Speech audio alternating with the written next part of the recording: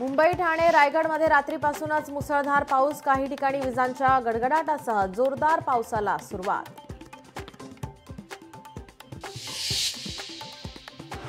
सर्वोच्च न्यायालयात वक्फ दुरुस्ती कायदा प्रकरणी आज निकाल। वक्फ दुरुस्ती कायद्याला आव्हान देणारे याचिकांवर सुनावणी पार पडल्यानंतर निर्णय ठेवला होता राखून।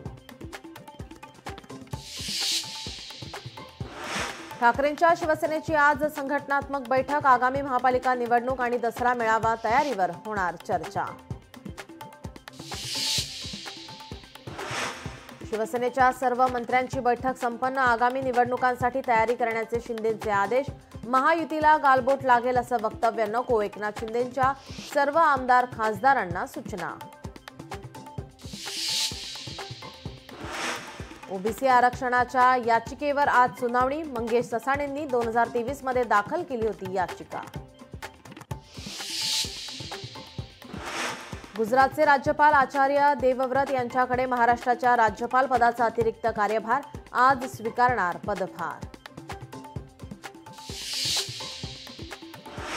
देशात करदात्यांना आयटीआर फाईल करण्यासाठी आज शेवटची तारीख। 15 सप्टेंबरपर्यंत आयटीआर न भरल्यास 5,000चा लागणार दंड।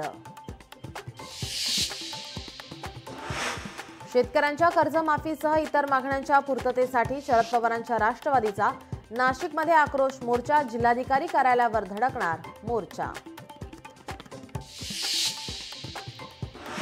सूर्यकुमार यादवच्या विजयी षटकारासह भारताचा पाकिस्तानवर दणदणीत विजय।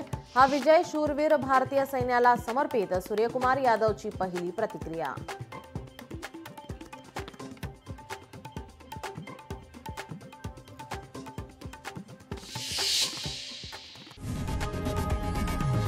लोकशाही मराठी ऐका, पहा, जागरूक रहा।